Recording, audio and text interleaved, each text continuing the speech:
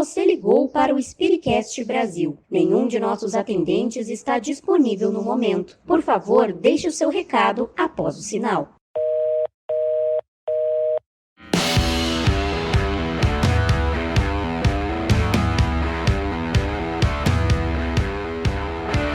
Começando mais um Spiritcast!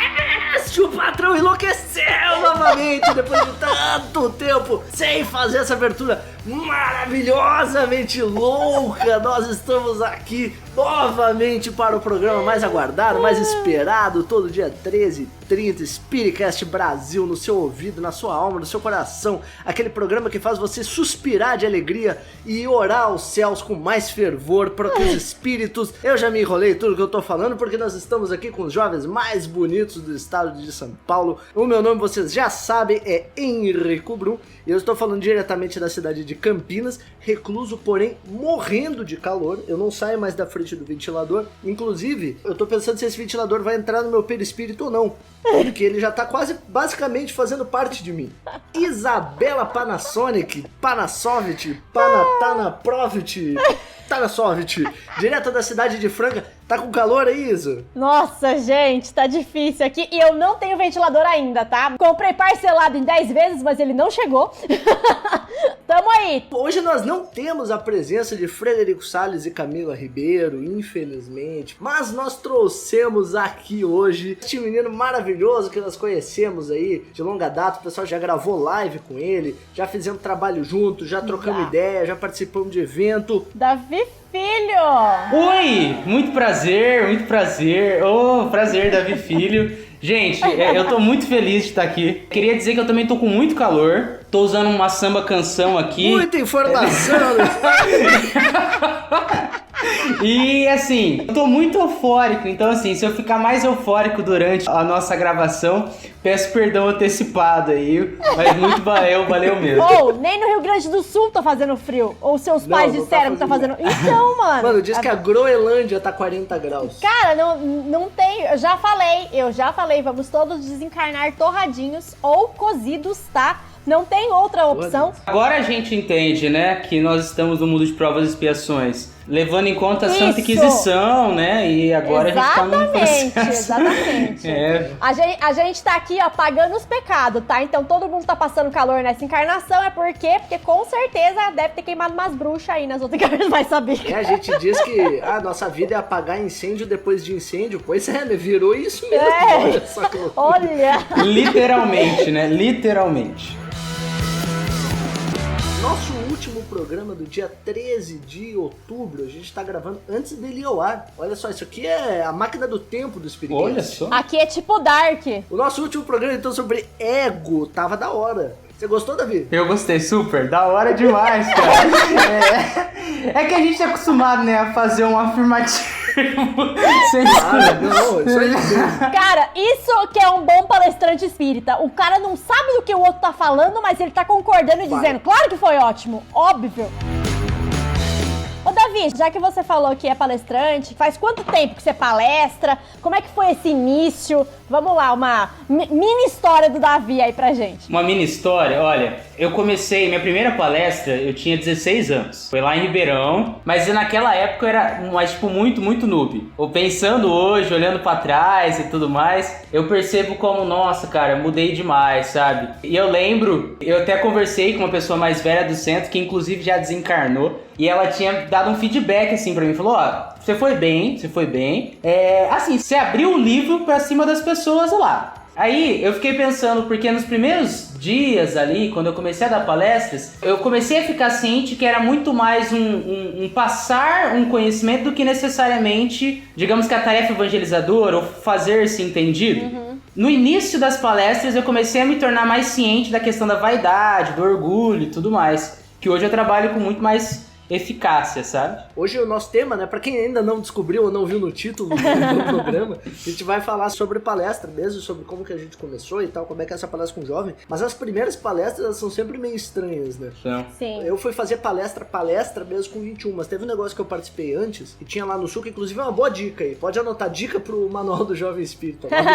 que era a Tribuna Jovem, que era uma coisa que faziam lá na minha casa espírita, que era assim, pegava todos os jovens da evangelização, que seria da mocidade e tal, e aí marcava um dia lá era no ano, né? Mas era tipo assim, tal dia quem vai dar palestra são todos os jovens. Aí cada jovem preparava 5 minutos. Era tipo o primeiro contato com palestra, assim, que aí era na casa, pro público real, tipo uns pirralho. 14 anos, sabe? Eu acho que eu tinha 13 na época. Pô, é da hora isso. Mas era muito massa, porque, tipo, você se sentia parte da casa espírita. E aí você começava a pensar assim, nossa, como é difícil os conceitos que a gente vê na mocidade, é diferente de você fazer palestra. Não sei se vocês têm essa mesma sensação. No 1 a 1 você pode falar, aí você pode se desdizer, você pode dar um exemplo, você pode tocar na pessoa. Na palestra não tem nada, mano. Você fala, você olha pro rostinho e você pensa assim, será que eles estão entendendo? Será que eu tô explicando certo? Será que eu não falei bobagem? Bom, a minha primeira palestra eu era bem velha, né? Porque eu sou mais velha do que vocês. Eu entrei no espiritismo bem mais velha do que vocês, né? A minha primeira palestra, eu tinha 27 anos, cara. Minha primeira palestra espírita. Eu sempre fui... Eu né, lembro quando eu tinha 27 anos. Que agora eu tenho 43, mas eu sempre tive facilidade, né, de falar, tipo, em público, então eu não conseguia concatenar ideias, mas eu conseguia falar na frente de um monte de gente, então pra mim, tipo, né, não fazia diferença nenhuma.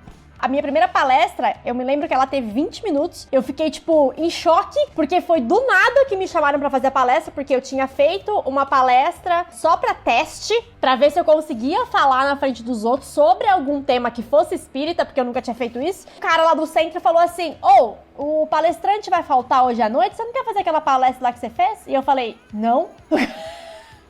Nossa, assim, direto? Direto, cara, direto. Pra hoje, assim? Pra hoje. Aí eu falei, mano, não, você consegue. Aí, tipo, ficamos, sei lá, meia hora no telefone, eu falando, por favor, não faz isso comigo.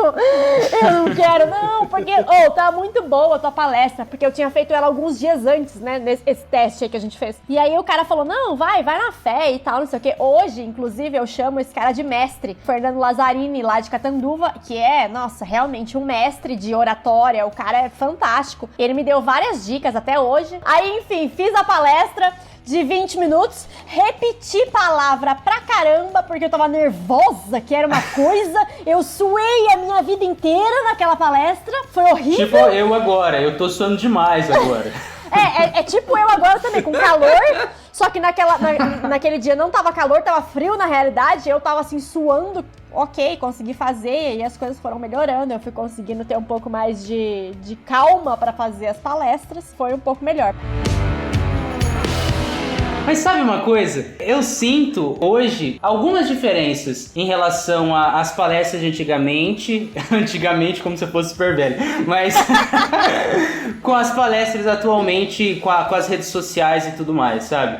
Porque antes, quando eu olho a casa espírita, tem muito aquilo do palestrante, o seu microfone e a galera sentada. Até um negócio meio vertical, fala de alto ou ouve embaixo. E você aceita com a cabecinha. Só que hoje nós temos as lives, né, pelos Facebook da vida, Instagram da vida, várias utilizações do StreamYard aí, e a galera pergunta, a galera questiona, a galera fica assim, não sei se isso aí é válido, explica melhor.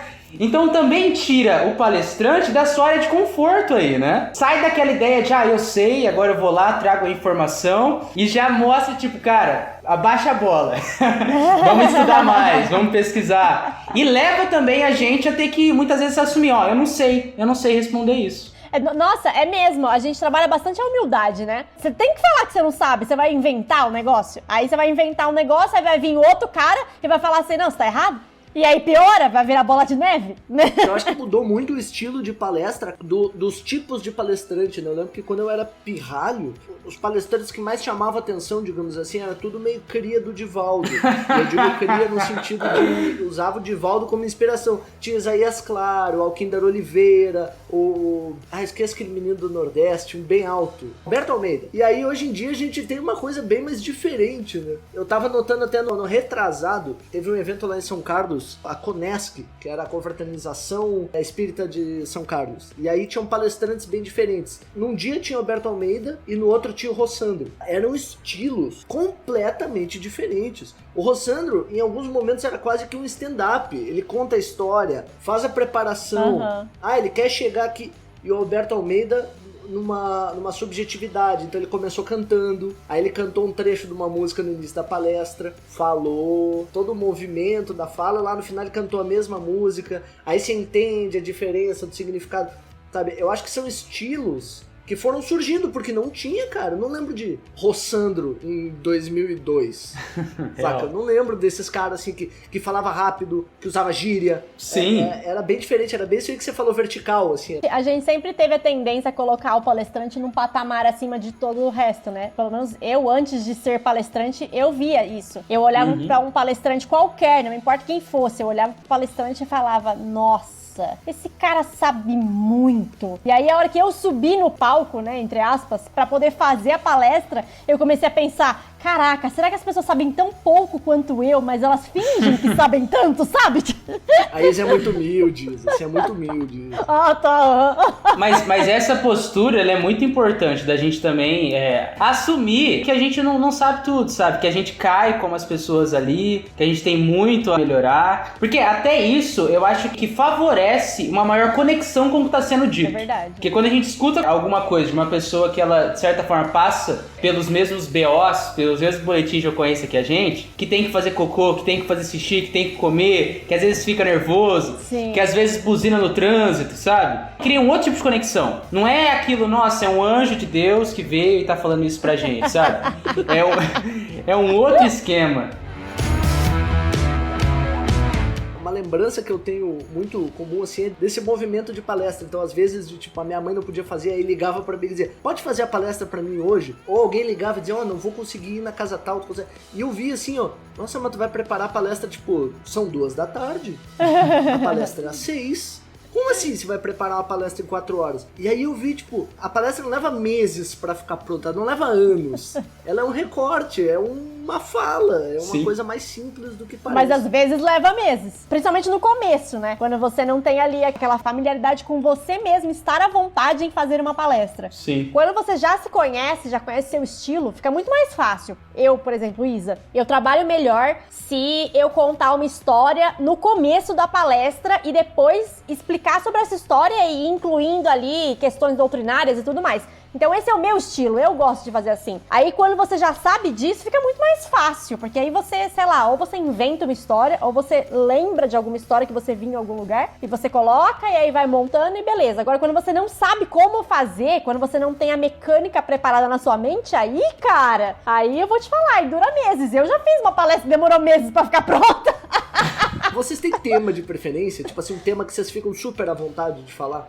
Se tiver uma palestra pra amanhã, assim, se for sobre tal coisa, eu faço tranquilo, sabe? Nossa, eu gosto de a influência dos espíritos em nossas vidas. Olha, isso é pesado, hein? E é diferentão, porque assim, a gente pega e vai utilizando exemplos, e isso vale pra fazer uma palestra na casa espírita, ou pra levar, por exemplo, no estudo de mocidade. Então você pega assim, e traz imagens, né? Isso eu aprendi até com meu pai, que ele tem essa pegada. E traz imagens para pessoas falarem, que empresa é essa? Que marca é essa? Aí você mostra só um riscado e faz Nike. Você mostra um M com umas cores lá, McDonald's. E aí as crianças falam isso, as pessoas mais velhas falam isso, e você já consegue criar uma conexão e conversar sobre aquilo. Isa, tem algum tema que você goste mais, assim? Na verdade, eu utilizo esse mesmo tema pra fazer gancho, eu acho que em todas as minhas palestras, que é falar sobre dores. Então, dores físicas ou emocionais e de todo tipo. Eu acho que fica mais fácil quando você fala sobre uma perda, quando você fala sobre uma dor física, uma doença.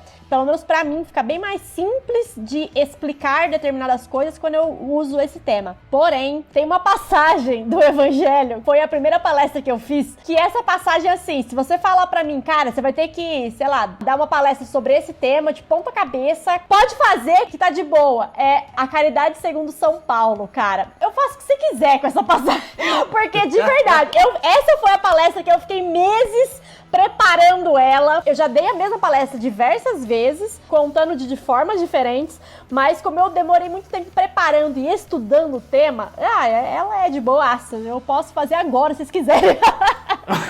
Não, então, mas eu ia falar justamente isso. Uma vez eu tava num estudo, e aí a Liz lá de Garapava, a gente tava naquelas frescuras de dizer... É questão do livro dos espíritos decorada, sabe? Tipo, questão 919, Nossa. Questão 920, questão 100. E aí, chegou no final do estudo, tipo, nós tava de frescura já e tal. E aí ela disse assim, ó, um dia eu queria ser inteligente que nem vocês pra lembrar essas questões.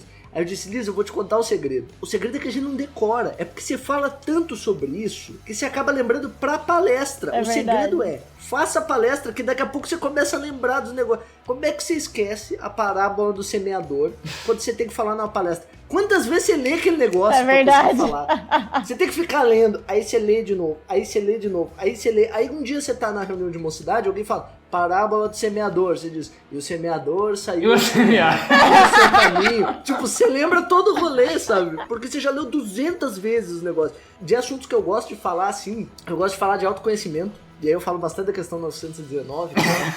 Acho que todo mundo é rico. Só que o tema eu acho que eu mais me dou bem é falando de família, o que é louco. Sério? Porque eu sou péssimo na questão de família, assim, questão familiar. E nos trabalhos, eu acho que é por isso que, sabe, porque como eu fico muito nervoso pra fazer, aí eu faço com mais carinho, assim, o trabalho, aí vai ficando melhor. Mas cara, bizarro, assim, tipo, você prepara uns trabalhos e não fica bom, às vezes você nem prepara direito e fica maravilhoso, sei lá, tem um ponto da espiritualidade aí que... Nossa, isso é muito sério. Uma outra coisa que é muito importante é que você pare de achar que é você que tá fazendo as coisas. Isso aí. Você pode ler 200 vezes, você pode decorar a parábola inteira. A hora que você chegar na frente do pessoal e abrir a boca, mano... não vai sair nada daquilo que você decorou, a verdade é essa. Pelo menos comigo sempre foi assim. Por exemplo, eu preparo as minhas palestras digitando a palestra. Então, assim, quando eu vou estudar a palestra, eu leio o que tá digitado. Porque fica mais fácil pra eu saber quais são os links que eu tenho que fazer. Então, por exemplo, eu uso o roteiro só com os links mesmo. Então, introdução, eu começo falando sobre isso e termino com isso aqui pra poder dar o link pro próximo assunto. Nossa, a dica é boa, hein? Eu uso muito isso porque, cara, é o que... Eu faço isso também, Isa. Sério? Nossa, eu achei que eu faço assim também. Achei que você é a única a fazer isso, que bom. Eu sou uma bagunça. Eu tô com vergonha, né? Eu sou bagunçado. Pra você ter uma ideia, eu também escrevi algumas coisas que a gente poderia conversar hoje. Então eu fiz um textinho assim e fui anotando, separando por título. Agora, já que a gente tá falando de estilos, de jeito de fazer palestra, eu faço de um jeito muito bizarro, gente, é muito errado. A Juliana sofre, coitada. Pega um caderno, eu tinha 2 caderninhos de palestra, é que agora faz tempo que eu não faço palestra, inclusive, me chame aí. Eu tinha 2 caderninhos de palestra em São Carlos, e aí naquele caderninho, toda vez que eu começava, eu botava o título bem grande, aí eu parava na frente do espelho e eu fazia a palestra, direto, assim, inteira, tipo, do início até o final. Aí eu pego, tipo assim, tem que começar a palestra contando uma história, sei lá. Aí eu conto uma história qualquer. Depois que eu faço uma vez, eu começo a destruir a palestra que eu fiz. Eu começo, essa primeira história não funcionou. Esse tema aqui... Aí eu começo a escrever. No final fica um garrancho, que se alguém ler não vai entender nada. Você escreve então a palestra? Não, aí que tá. Eu vou fazendo anotações das coisas que estão erradas no que eu falei. Aí eu faço de novo. Aí eu anoto. Aí eu faço de novo. Aí eu anoto. No final... só tem as correções. Aí com as correções eu faço a palestra. Mano, se eu não digitar, eu não vou fazer palestra, não. Eu tenho que digitar. Se eu digitar, eu desmaio. Que aí eu quero falar certinho, aí eu... Gente, sabe, uma vez eu vi um TED. Já viram aquele TED que fala sobre círculo dourado de vendas? Não. É um cara que ele fala sobre por que, por exemplo, a Apple vende tanto em comparação com outras, se elas muitas vezes têm um sistema parecido, se tem funções parecidas. E aí ele fala como diferente das concorrentes, a Apple, lá na época que saiu esse TED, eles trabalhavam muito com propagandas focadas em o porquê daquilo, né? Qual que é a diferença daquele produto em comparação com os outros no sentido muitas vezes afetivo. Então, tipo, você vai ter um celular que vai te proporcionar novas experiências, você vai conhecer pessoas e tudo mais. E só no final da apresentação dessa propaganda é que fala, por exemplo, as especificações do sistema. Eu comecei e falei, cara, será que eu não consigo utilizar disso para montar palestras em cima disso? Eu comecei a montar palestras focadas em, inicialmente, por que falar sobre egoísmo? Por que estudar sobre egoísmo e como trabalhar o egoísmo vai transformar a sua vida? E depois que eu comecei a entrar no tema, entendeu? Bem motivacional.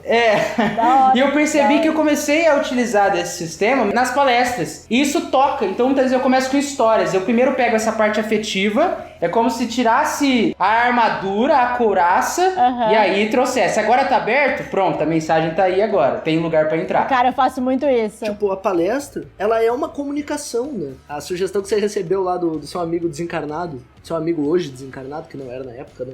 Tipo assim, como você faz com que esse assunto seja atrativo? É um negócio que eu me cobro muito e eu sinto falta, às vezes, de ver alguns palestrantes mais velhos, sem querer fazer crítica, né? Claro que a gente tem palestrantes mais velhos que tem essa pegada. Mas assim, às vezes a gente vê aquele palestrante que faz a mesma palestra há 50 anos Sim. e ela já não tem mais diferencial, ela já não vende mais. Porque a palestra meio que isso, às vezes ela é um contato, eu não sei se isso acontece nas casas espíritas que vocês frequentaram, mas assim, tem gente que só vai na palestra. Às vezes é aquele momento ali que você tem pra tentar despertar alguma coisa na pessoa, que nem o Davi falou. Então, fala sobre divórcio. Toda semana falam sobre divórcio. Às vezes é uma palestra que vai fazer o cara pensar depois de tantas outras.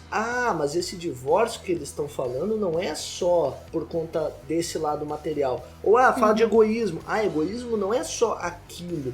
Fala de orgulho. Orgulho não é só isso. Então eu acho que tem essa coisa, eu não gosto de manipulativo, mas tem essa coisa da venda, né, na palestra. Tem, influência. Você tem 15 minutos ali que você tem que dar seus pulos, amigo. Quando você vai fazer uma palestra, você vai transmitir uma mensagem, mas você quer que aquela pessoa compreenda o que você falou. Então, eu, pelo menos, uso muito isso que o Davi falou. Eu faço a pessoa chorar no começo, ouvindo a história.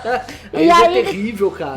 Cara, eu adoro. É terrível. Mano, Exposed de novo meu aqui, tá? Hora do Exposed. Tá. É ver eu ficar assim, ó, em êxtase na palestra, é quando eu vou dar palestra e eu vejo uma lágrima escorrendo. Mano, quando eu vejo uma lágrima escorrendo, eu falo, era isso! Era você a pessoa que eu precisava alcançar hoje, obrigada! E aí eu continuo a palestra. Gente, eu já levantei a galera no meio da palestra uma vez e fiz as pessoas se abraçarem, assim, no meio da palestra. Sério? Gente. Tava dando a palestra, eu falei, gente, esse Davi, vamos aí, vamos levantar agora. Eu sei. E aí, eu, se não me engano, tava falando sobre filho pródigo. Agora cada um imita um animal.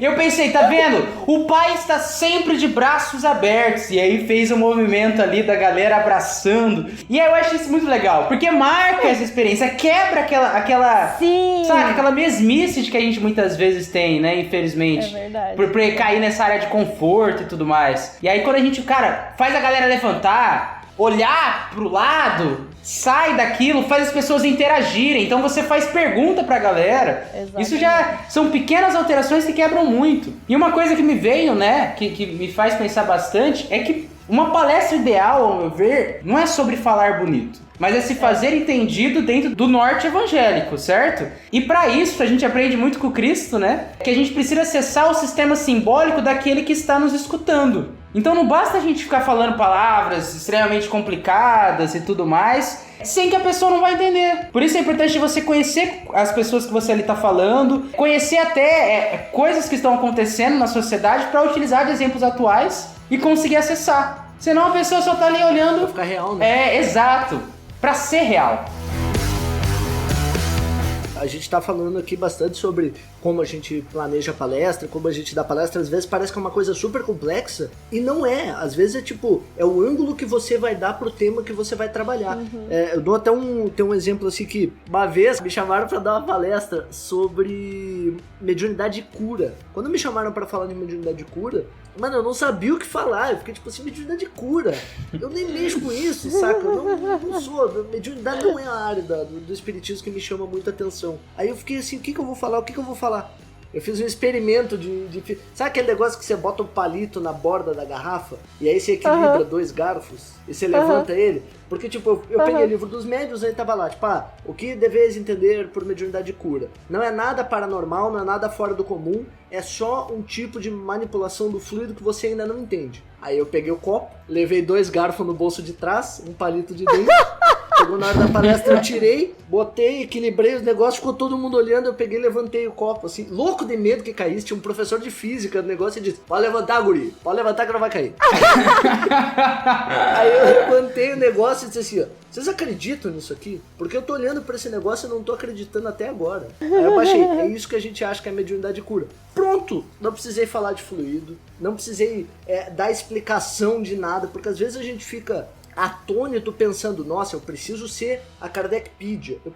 Não, você só precisa dar um ângulo pra explicar alguma coisa e trazer um conhecimento novo. Eu acho que é exatamente isso, saber qual é a vertente que você vai usar daquele tema, que vai fazer com que fique fácil de você falar sobre aquilo. E é por isso que você precisa se conhecer. Então, assim, eu me sinto à vontade falando dessa maneira, então é assim que eu vou falar. Porque, por exemplo, eu não sei em absoluto fazer uma palestra onde eu vá falar sobre algo que seja científico. Eu não vou conseguir. Eu não vou ficar aqui explicando pra vocês fenômenos, eu não vou ficar passando dados muito históricos. Não é de mim fazer isso. Mas se eu tiver que falar sobre algum sentimento, ou se eu tiver que, por exemplo, aquele webinário que eu fiz com o Davi mesmo, alguns meses atrás, eu falei sobre Tomé. Eu tava falando sobre a incredulidade dos discípulos, que era, na verdade, a incredulidade de Tomé. Então, cara, aquilo pra mim foi absurdo. Eu não sabia como fazer aquilo. E o que eu fiz? Eu tive que falar sobre a personalidade de Tomé. Porque aí, falando sobre a personalidade de Tomé, ficou mais simples para que eu pudesse explicar os conceitos em sentido de sentimentos sobre aquele tema. Então, tipo, era uma coisa que eu não imaginava como eu ia fazer, mas eu sabia que eu tinha muito mais facilidade se eu fizesse daquela maneira. Então, cara, é a questão 919, tá? Se você não se conhecer,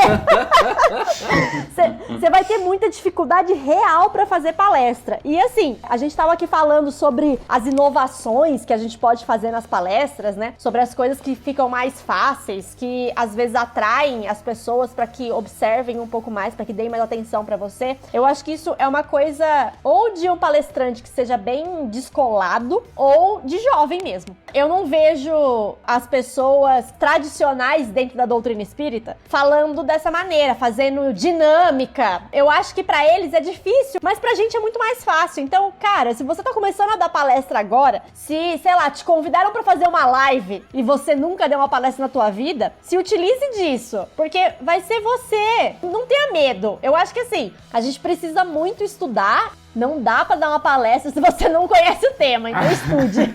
Leia sobre aquele tema. Exato. Princípio, em princípio. Exatamente. Procure coisas sobre o tema. E assim, não tô falando só dentro da codificação, não. Pega a obra complementar, pega esses livros de mensagem, sabe? Caminho, Verdade e Vida, aquele Fonte Viva. Cara, tem N coisas que dá pra auxiliar bastante nesse sentido. Ou não pegue também. Ou pegue Kardec, se você curtir, e faça só com Kardec, não tem problema. É isso, cara, é questão 919. Se você não souber qual é o teu viés, você não vai conseguir fazer, mas dá pra fazer. Isso que a Isa falou é muito importante da 919, você se conhecer, entender seu limite e saber que quando você tá fazendo uma palestra, na verdade, quando você tá fazendo qualquer trabalho espírita, você tem que ser o melhor você. Você não precisa pensar assim, ó, eu preciso mudar a vida das 100 pessoas que estão assistindo. Não. Você não precisa. Não. Você precisa subir lá e ser você mesmo. Eu acho que isso é uma coisa que, quando eu comecei a fazer palestra, eu queria ser uns cara. Rapidamente você não consegue, porque você não é. O Henrique é engraçado. Eu sou engraçado aqui, eu sou engraçado na palestra. Não sou bobo, mas sou engraçado. Por quê? Porque é o meu jeito. Então eu falo rápido, eu falo giro. Tem gente que não gosta. Sim, beleza? Normal. Na Casa Espírita que eu vou aqui tem 14 palestras na semana. Ô, louco. O cara que for na minha, tem gente que não vai gostar, mas beleza, ele vai no outro dia. A gente ficar tranquilo em relação a isso, de saber que eu tenho que ser o melhor Henrico que eu consigo. Mas eu não preciso ser o melhor palestrante do mundo, porque não tem como ser o melhor palestrante do mundo. Até retomando uma coisa que a Isa estava falando e a gente estava conversando anteriormente, que é a compreensão de que nós somos instrumentos. E a gente precisa capacitar-nos, né? Capacitar esse instrumento. Ver ali o que precisa ajeitar, ver ali o que precisa melhorar. Conhecer a base. Conhece a base ali, vai lá, Kardec, obras básicas sobre o tema. Para que quando você for para uma obra, digamos, complementar, você saiba discernir o joio do trigo. Para ver se realmente é complementar ou se tem algum BO ali, se tem alguma coisa que está saindo do norte doutrinário, né? Porque assim, quantas obras ditas espíritas a gente vê em banca, né? Nossa, isso aí. Então tem que tomar bastante cuidado com isso. Como na vida. Quando eu vou fazer palestra, eu posso falar só de mim. Eu penso muito assim, ó. Vou falar isso. Se alguém depois da palestra chegar pra mim e disser assim, ó, da onde tu tirou essa frase, eu tenho que saber de onde ela saiu. Eu acho que isso, assim, ó, é o básico que você tem que fazer. Ah, mas aí eu não vou conseguir fazer uma palestra super da hora. Não tem problema. Contanto que tudo que você falou na palestra, se alguém vier te perguntar, você saiba da onde você tirou. Sim. Ou que você consiga defender muito bem. Se você disser, sei lá, o cara chegar lá e dizer Jesus é espírito de segunda ordem, não tem problema, você pode falar. Só que se chegar no final da palestra e alguém te perguntar, eu tenho pra mim assim, eu consigo defender essa tese espírita? Não tem problema nenhum, se eu conseguir defender. Se eu não conseguir, aí por que você falou isso? Pra um monte de gente que, sabe, você pode estar formando uma opinião, você pode estar construindo um conceito, tem toda uma responsabilidade ali que eu acho que é bem isso que o Davi falou, né? Pelo menos a gente ter certeza das coisas que a gente tá falando, eu acho importante. Mas é aí que tá o conhecimento, né? Se você se conhece, você conhece até onde você consegue ir. Se você montou ali a sua palestra, conseguiu pensar em tudo que você tem que falar, e aí na hora, porque como eu falei, na hora vão surgir outras coisas na sua cabeça, e às vezes você vai falar coisas que não estavam no roteiro, mas se você souber, é o que o Henrique falou, se você souber de onde você tirou, se você souber por que aquela ideia veio pra você, você vai conseguir concluir ela, porque senão vai ficar meio que uma frase perdida. Eu tô aqui falando sobre palestra e começo a falar sobre passarinhos no meio do rolê, e aí eu volto a falar sobre palestras, vocês não vão entender por quê. De passarinhos. Por que eu falei de passarinhos? É meu tema favorito. Agora sim, Spiritcast não mente. A gente fala muita bobagem nas palestras às vezes. Deixa eu fazer um exposed agora geral.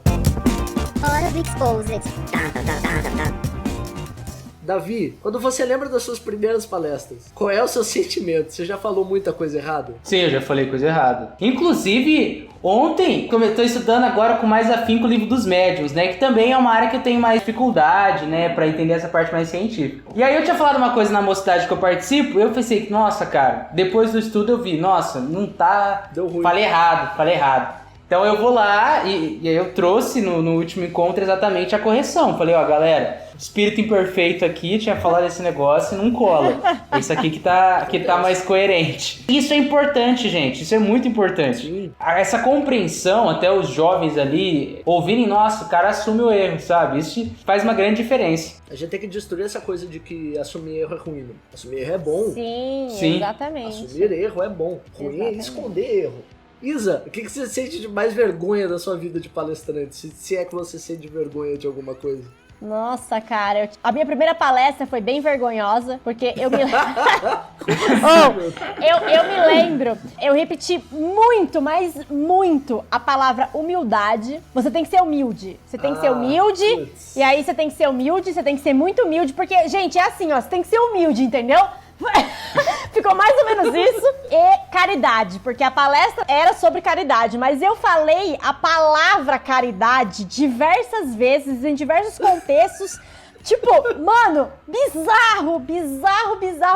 E aí, eu me recordo que, assim, a casa que eu trabalhava na época, todo mundo me conhecia. Então, quando eu subi no palco, não tinha 10% das pessoas lá que eu não soubessem quem era. Então, é muito mais difícil isso. É muito mais difícil você falar pra pessoas que você vê com frequência do que pra gente que você não conhece. É estranho isso, né? Não deveria estranhíssimo. Ser. Não, deveria ser o contrário. Mas aí, o que aconteceu? Como a galera toda me conhecia, eles foram me parabenizar pela palestra ruim. Sabe aquele parabéns bem espírita mesmo? Nossa, fiquei tão feliz com a sua palestra. Ela foi tão instrutiva. Nossa. Que bad.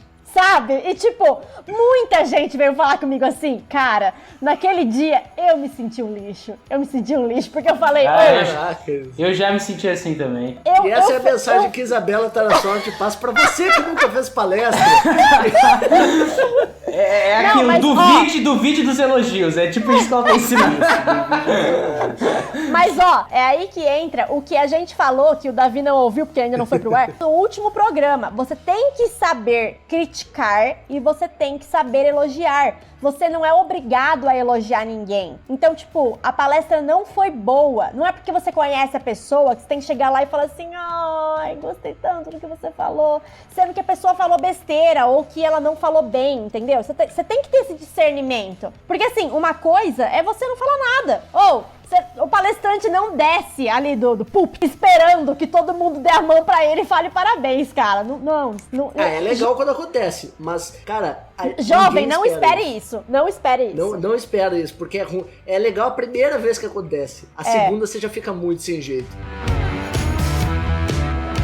Essa palestra que eu fui fazer quando eu era muito novo, eram 5 jovens na mocidade. E aí cada um tinha que falar de uma parte do livro dos espíritos. Aliás, eram 6 jovens. E aí vocês já imaginam que o livro dos espíritos tem 4 partes e nós éramos 6, né? Então algum coitado ficou com a introdução e algum mais coitado ainda ficou com a conclusão. Vixe. Que fui eu.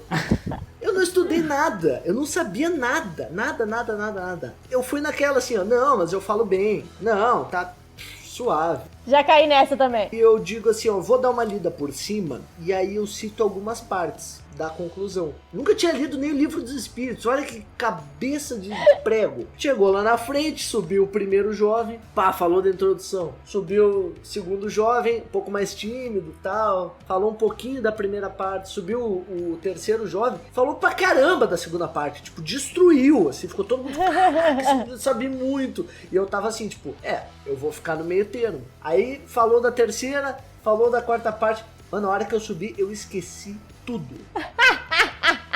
Eu fiquei parado. Que Divaldo isso? Devia ter umas 20 pessoas, saca? Era só amigo. Tipo, porque era uma tribuna jovem. Então, tipo, tem gente que não vai. Ó, você que é frequentador do centro espírita e não vai quando é tribuna jovem ou quando é jovem falando, a gente tá de olho em você. É verdade. Vai lá assistir palestra de jovem. E aí eu fiquei parado, mudo, assim, ó. E aí eu disse, eu vou falar da conclusão e eu não sabia o que falar. Aí eu disse, gente, eu esqueci. Mas essa não foi a parte vergonhosa. Essa foi a parte de boas. Ô, louco. Porque eu disse assim, olha, desculpa, gente, eu tinha que ter estudado mais e tal, mas o trabalho dos meus amigos aí tava muito bom e tal. E aí eu fui me sentar. Quando eu fui me sentar, o que aconteceu? Eu lembrei do início. Aí eu fiz aquilo que você não deve fazer. Eu levantei e disse, pera aí que eu lembrei. E aí eu esqueci de novo. Meu Deus do céu! Louco, cara. Aí foi vergonhoso. Aí foi tipo assim, ó. Nossa! Você deve ter se sentido muito mal. Podia ter dormido sem essa. Às vezes eu vou dormir e eu fico assim, ó. Pô, porque eu tinha dado uma volta legal, saca? Eu digo, pô, esqueci, sabe, humilde e tal. Aí eu fui sentar. Lembrei. Não. Ô, louco. Acontece, viu, gente? Acontece. É aí que entra a parte de... A gente também falou no último episódio de afiar a faca. Afia essa faca aí, meu.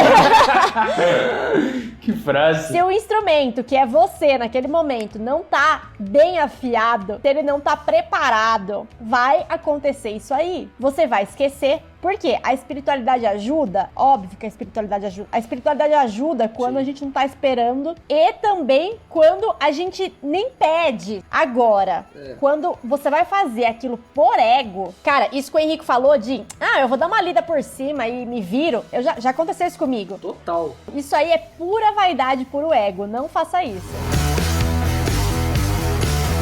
O ponto central da questão, por que em 2020 a gente ainda tem tão pouco palestrante jovem? Porque olha só, a gente tem palestrante de tudo que é jeito. A gente tem palestrante que tá na Globo, a gente tem palestrante jornalista, a gente tem palestrante, todo tipo de palestrante a gente tem. Mas eu falo pra vocês real, eu acho que eu consigo contar nos dedos, eu não vou dizer de uma mão, porque agora que eu tô em São Paulo eu conheci mais uns, mas de 2 mãos, todos os palestrantes com menos de 30 anos que eu encontrei na vida. É real? Será que é uma barreira mesmo isso? Ou é só medo de, sei lá? Primeiro, que é algo que eu vou falar em todos os sentidos de qualquer minoria que a gente possa falar aqui. Falta incentivo. E falta o incentivo da galera que é um pouco mais velha. Porque é um negócio que a gente sempre fala aqui, né? As pessoas têm medo de colocar o jovem pra falar. Por quê? Porque o jovem vai errar. É isso que eles pensam. O jovem vai errar. A ele gente vai... errou, né? Então, cara, vai falar besteira, depois vai se embananar tudo, não vai dar certo, enfim. Então, eu acho que começa por aí, questão do incentivo. E segundo, a questão de os jovens se colocarem na posição de interessados em fazer isso. E não é assim, interessado em ficar, ai, por favor, deixa eu fazer uma palestra, por favor, deixa. Não, não é isso. É interessados.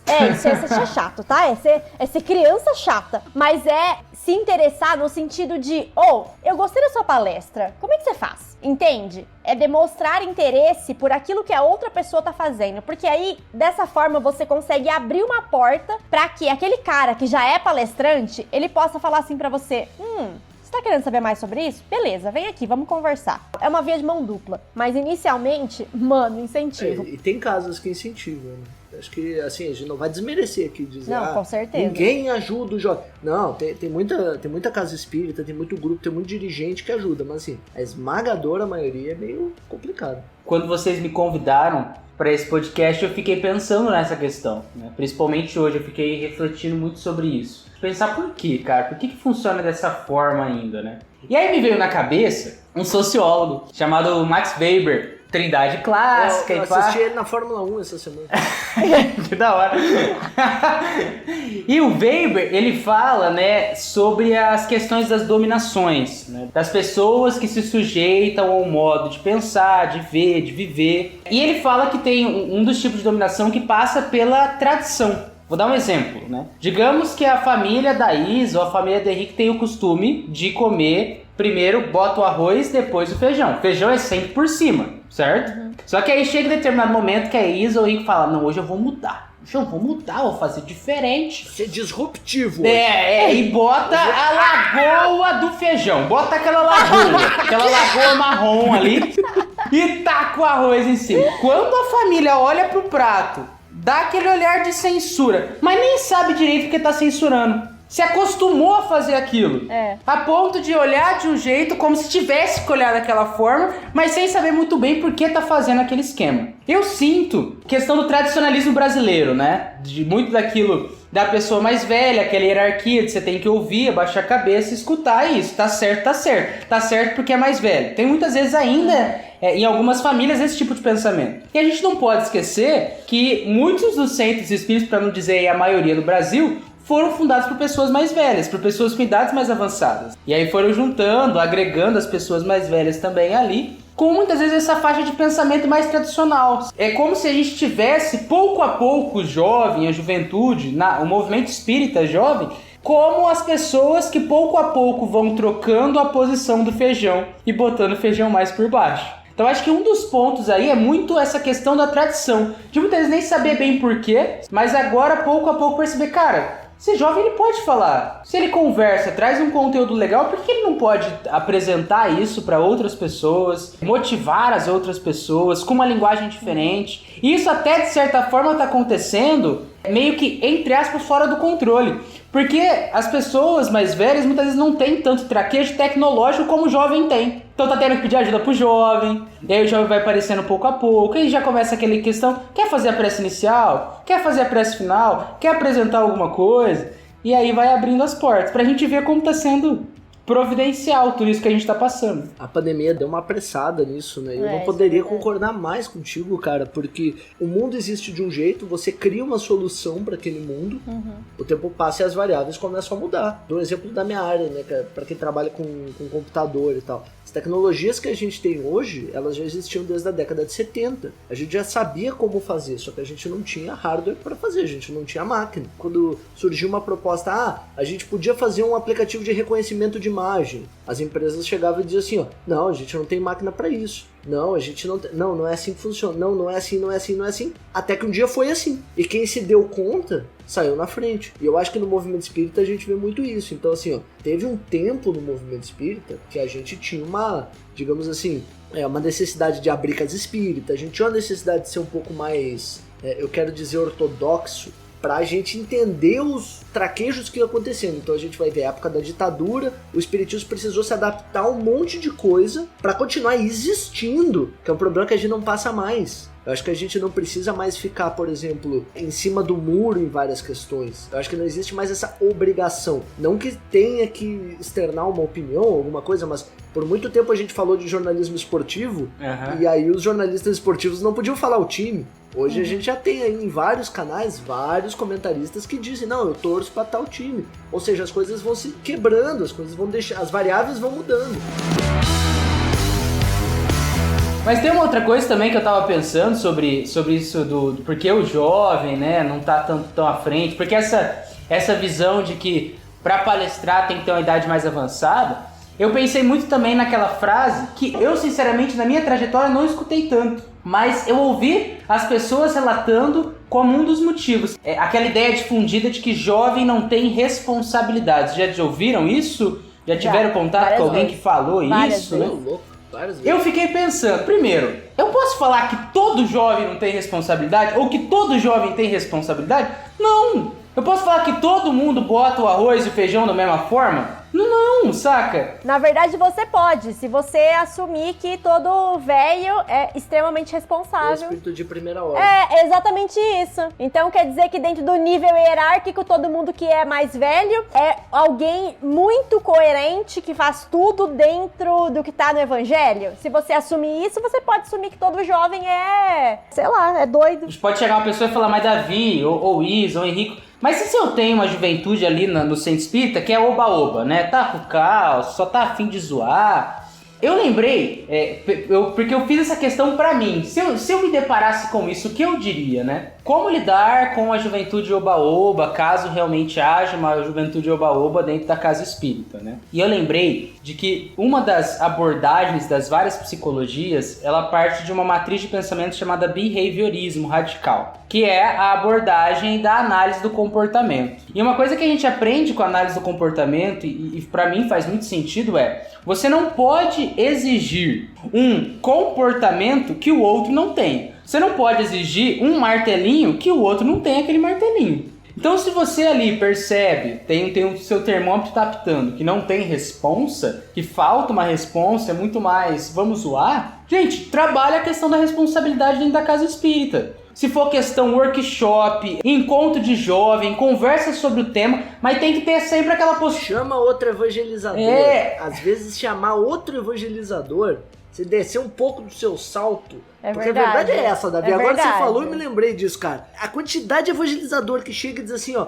Ah, mas o meu grupo é horrível. Eu queria tanto ter um grupo que nem o de vocês. Eu queria tanto não sei o quê. Ué, o problema é você, então?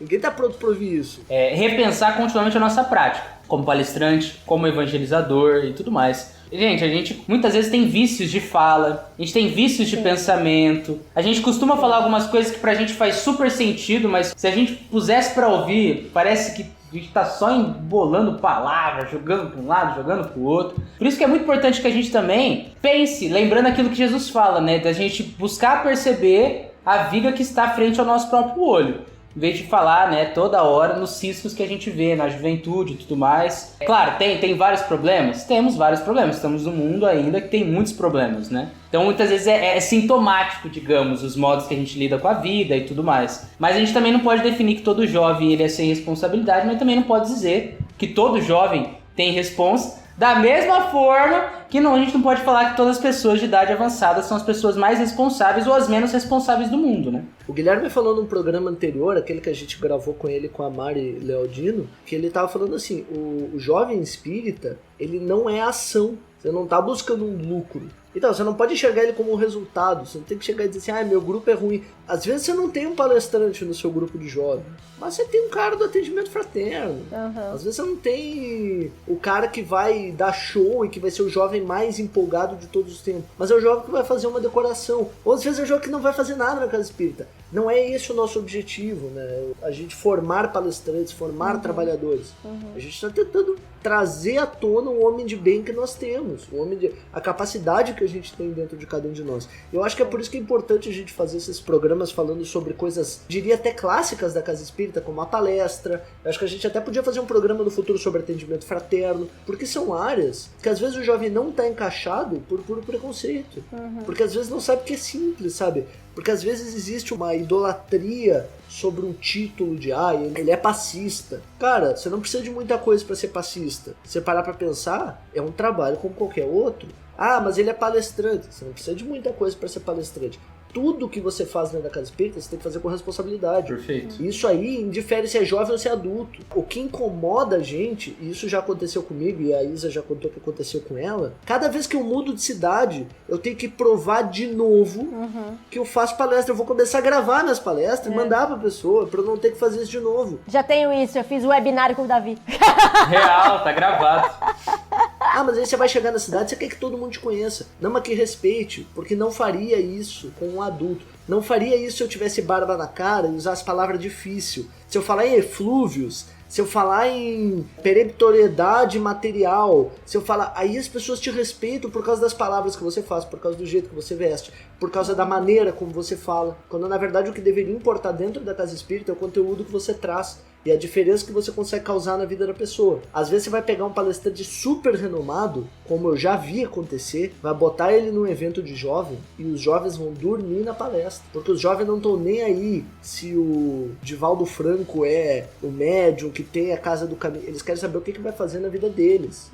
E eu acho que é isso que a gente pode ter com mais palestrantes jovens. A gente vai ter alguém mais próximo do público que é grupo de risco para suicídio, do grupo que é grupo de risco para sair da casa espírita, uma evasão de... Sabe, a gente tem todo um problema ali que a galera meio que, não, deixa pra lá, a gente traz o cara aí. É aquilo, a gente tem que reconhecer espaço a espaço, reconhecer público a público, certo? Mas também a gente não pode esquecer que tem realmente experiências ali, tem temas, tem galeras que não ornam com determinado tipo de apresentação. Tem grupo que, cara, não bota slide, não apaga a luz da frente. Não apaga a luz do fundo.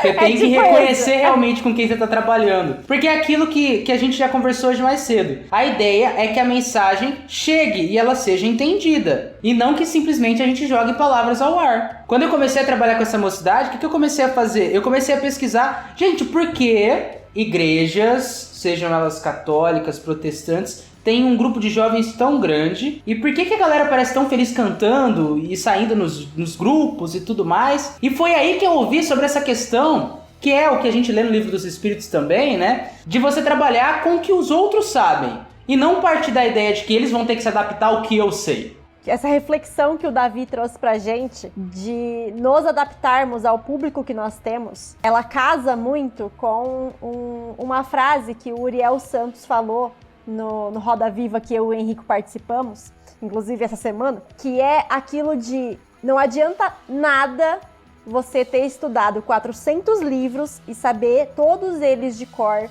se você não conseguir atingir o coração de ninguém. E como é que você vai atingir esses corações? Fazendo isso aí que o Davi falou, que é justamente se adaptando ao palavreado, ao jeito, ao estilo daquelas pessoas que você tá lidando. Então, se você tá se tornando dirigente de mocidade, se você vai começar a dar palestra, se você tá ali naquela posição de passar a mensagem para alguém, é isso que você tem que ter em mente. Para quem eu vou falar? Primeiro, qual é o meu estilo? O meu estilo é esse. Para quem eu vou falar? Esse é o público. Existem as adaptações, porque nenhum de nós aqui é uma constante. No nosso dia a dia, a gente não vive constantes. Então, nós somos seres que conseguem evoluir e se adaptar. E por que não fazer isso no nosso dia a dia enquanto estamos fazendo palestras, fazendo oratórias, fazendo estudos em mocidades? Eu acho que essa é um exercício muito importante pra gente fazer. Eu acho que é muito isso que você falou, Isa. A gente precisa ver representatividade dentro da casa espírita. Sua casa espírita tem muito velho, dá uma olhada quem é que são os palestrantes que você tá chamando. Exatamente. Na casa espírita não tem mulher, dá uma olhada nos palestrantes que você tá chamando, sabe? A porta de entrada pra muita gente na casa espírita é a palestra pública, é a plenária. Então assim, vamos cuidar pra trazer ideias diferentes na plenária pra gente conseguir e se expor também, né, pro jovem, já que a gente fala mais pra jovem aqui. Você que é jovem, você tem uma coisa pra falar. E essa coisa é importante. Talvez não seja pra todo mundo, mas pra algumas pessoas vai ser. Se você tem essa habilidade, se você gosta de falar, se as pessoas dizem que você fala bastante, dá uma chance pra isso. Fala com o seu dirigente, fala com o seu evangelizador, fala com o seu coordenador de grupo de mocidade e diz assim, eu queria tentar, saca? Não é desumildade você admitir Porque humildade é ser o que você é, entendeu? Sim. Cara, eu comecei a fazer palestra depois de muito tempo, porque eu tinha vergonha, porque eu achava assim, se eu pedir pra fazer palestra, vai ser feio, eu vou ser desumilde. Hoje eu vejo que, tipo, muita coisa que eu fiz e que a gente faz aqui, podcast, palestra, live, a gente tá tentando fazer por um bem maior, que não seja, que nem a gente falou no último, que não seja pelo ego. Mas assim, se você tem uma candeia, você não pode botar embaixo do alqueire. Pera, a candeia vai em cima. Não pôs... Vocês entenderam. Arrasou. Acho que todo mundo entendeu. Se não entendeu, procura no Evangelho. Tá escrito lá. Não bota candeia sob o alqueire. Digita no Google, gente. É Isso, muito não- fácil. Candeia, Bota no Google que você vai alqueire, entender. espiritismo. Pronto, tá resolvido. Deixa eu contar então pra vocês agora, já que a gente está no finalzinho do programa, como que eu conheci o Davi. Como que É verdade. Eu não sei se a Isa conheceu aí, mas foi uma passagem interessante. Vai pro Evangelho de Davi. Cara, a gente tava na prévia de Araraquara. Araraquara. Pra vocês entenderem, a prévia foi em janeiro. O Spiritcast começou em janeiro. Então eu, Isso. Frederico Salles, Camila Ribeiro e Isa, a gente tava assim, ó, 1000 ideias. A gente se encontrava, a gente dava uma piscadinha, a gente se encontrava assim. Porque, inclusive, a prévia eu acho que foi no dia que saiu o episódio. Foi um negócio. Eu sei que nós tava, tipo, muito. Nossa, tá começando o Spiritcast, tá começando. De repente, Frederico Salles desaparece. Ele disse assim: eu vou no banheiro e já volto. E ele sumiu. É verdade. Cadê Frederico Salles? Cadê Frederico Salles? A gente procurou o Frederico por muito... A Camila ficou em desespero. Roubaram meu marido. Você lembra que a Camila pediu pra você ir no banheiro pra procurar ele porque ela não podia entrar? Sim! E nós assim, tipo, mas o que tá acontecendo? E aí eu acho que ele mandou uma mensagem pra Camila dizendo: não, tá tudo bem, eu tô no banheiro, falando com o Davi. E aí eu digo assim, tá, eu vou entrar no banheiro ali, vou ver se tá tudo bem com ele. Quando eu entro no banheiro, tá ele conversando com o Davi. Ele diz: Rico, vem cá, deixa eu te apresentar o Davi. Cara, olha esse cara, ele é muito foda. Não sei o que. Mano, o Davi, a gente tem que chamar o Davi pro Spiritcast. E eu disse assim: Frederico, você está no banheiro faz 35 minutos. A sua noiva está em prantos ali na frente. O senhor, por gentileza, por mais legal que esse rapaz seja, vocês podem ter esse papo fora do banheiro. Não precisa ser aqui dentro, no meio do negócio. Eu fiquei assim, ó. Gente, Meu Deus. E ele babando em mim. Porque ele escovava os dentes e cuspia. Muito bom mesmo. Eu tô assim, eu já estava ansiosa pra fazer esse episódio com o Davi, porque como eu falei, todas as vezes que eu conversei com o Davi, a minha mente explodiu, porque a gente tem umas brisas bem malucas assim, né? Então a gente vai longe nas ideias. E eu tava super empolgada com esse episódio, então, cara, eu tô muito feliz, de verdade. Foi muito bom. Eu também tô muito feliz, gente. Obrigado por essa oportunidade. Por isso que agora o Davi vai deixar pra nós sugestões pro pessoal que está sedento por novos links. Pode ser filme, série, música. Eu queria indicar um desenho que tem na Netflix, mas vocês também podem encontrar aí pela internet afora, que chama Clarencio o Otimista. Vocês já ouviram falar? Não! São 10 minutos cada episódio e, gente, tem tanta reflexão. É o meu tipo de humor, é aquele humor, entre aspas, infantil e filosófico. Então você Muito bom, cara, muito da bom. hora. E é um desenho produzido pela Cartoon Network. E aí tá lá na Netflix. Dá pra pensar em várias coisas bem interessantes sobre esse desenho. Ah, tem um negócio aí pra galera que tá começando com palestras, tá pensando em trabalhar com palestras. Tem um texto de Emmanuel que chama Pontos do Explicador Espírita. Vocês já ouviram falar dessa mensagem? Não. Que são procedimentual, são realmente coisas pra gente melhorar a nossa prática como expositor, palestrante. É bem legal. Da hora. Caraca. E aí ele fala sobre educar a voz, educar, se eu não me engano, palavreado. Eu ganhei até de presente. Vocês conhecem a Melina Colli, né? Sim, Ela me deu de lógico. presente como marcador de página essa Olha, mensagenzinha. que massa. Que da hora. Vale muito a pena vocês darem uma Muito procurada. Pontos do Explicador Espírita, Emmanuel. Isa, você tem alguma sugestão pro pessoal? A minha indicação de hoje, ela é bem específica pra você que tá começando aí na ideia de fazer palestra, na ideia de quero falar mais sobre determinados temas, enfim. Se você tá nessa pegada, eu vou dar uma dica que pra mim fez total diferença. Eu, inclusive, comprei o livro, tem na internet, tá? Existe um site, mas eu comprei o livro que chama Vademecum Espírita. Existem inúmeros Vademecum, que o Vademecum é um livro onde você pesquisa, como se fosse uma bibliografia, onde você encontra determinados temas em outros livros. Então tem Vademecum da medicina, Vademecum do direito, vai ter Vademecum de tudo. E tem o Vademecum Espírita, que existe o site e existe também o livro, que é um livro bem grosso. Cara, pra mim ele é sensacional, porque eu penso, quero falar sobre amor. Eu vou lá no Vademecum e vejo todos os lugares onde, dentro da doutrina espírita, aparece o tema amor, e aí eu escolho o que eu quero e leio o negócio sem precisar ficar lendo livros inteiros. É uma maneira boa de ir construindo, né? Cara, isso é muito importante, esses lugares que te mostram pontos de, quero falar sobre tal coisa, isso é muito, nossa. Kardecpedia também é bem legal, né? A galera que, assim, a gente fala muito hoje, mas assim, gente, aprender a usar o Kardecpedia, utilizar a palavra-chave e tudo mais, você encontra muita coisa. Exato. Inclusive na revista espírita, que muito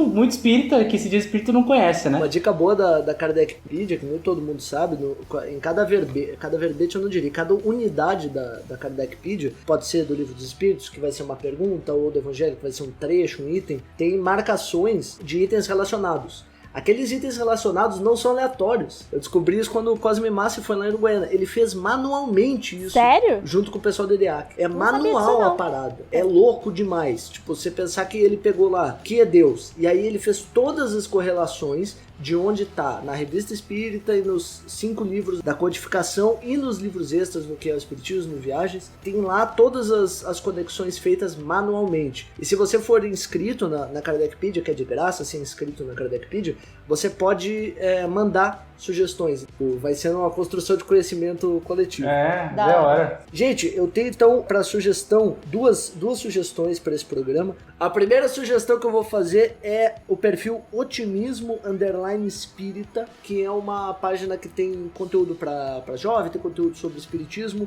E eles vão começar a fazer lives no mês de outubro. A primeira live deles é no dia 9 de outubro com o Cauê Sanches, lá da Mocidade Guaxupé. Então, se você curtir essas lives com jovens, estão começando o trabalho agora, então é bom sempre dar uma força para essa live, porque live a gente sabe como é que é, né, gente? Tem que ter gente assistindo. Então, se você gostar desse conteúdo, pode procurar. E a minha segunda sugestão, então, é um podcast para você que gosta de podcasts. Não larga o nosso, mas pode ouvir também o Lente Espírita. É um podcast que também fala de espiritismo, eles também tem uns jovens lá que falam de um jeito parecido com o nosso, mas o episódio que eu quero ressaltar pra vocês, eu ouvi ontem, e assim, foi um dos negócios mais importantes que eu já ouvi em relação a movimento espírita e doutrina espírita no último tempo. É um assunto super atual. É o programa 18 deles, que diz: da sociedade à igreja, por quais caminhos andou o espiritismo. É um episódio especial com o Vinícius Lara. O Vinícius Lara, ele é historiador, ele manja bastante da história das religiões, e nesse podcast ele tem 1h30, ele fala do espiritismo, como ele veio pro Brasil, fala sobre nomenclatura, cara, ele fala sobre várias questões, esse afastamento de Kardec, mistura de espiritismo com outras religiões. Que da hora. É bem interessante,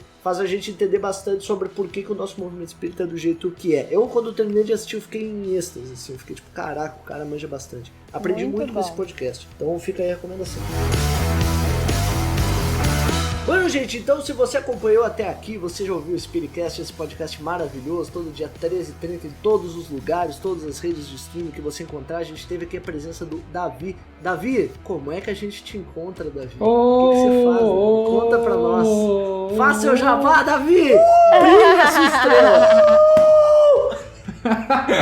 Seguinte, gente, vocês podem me encontrar no Facebook, no Instagram. No Facebook é @Espiritismo e Sociedade. No Instagram é @Espiritismo Sociedade. Não tem o E entre as palavras. Eu tive que fazer esse rolê aí para conseguir o perfil. E vocês encontram também o site, que tem vários artigos que traçam paralelos entre a doutrina espírita e cultura pop, sociologia, filosofia, literatura clássica e moderna, música, enfim, vocês vão encontrar várias coisinhas lá. Que é espiritismo esociedade.com.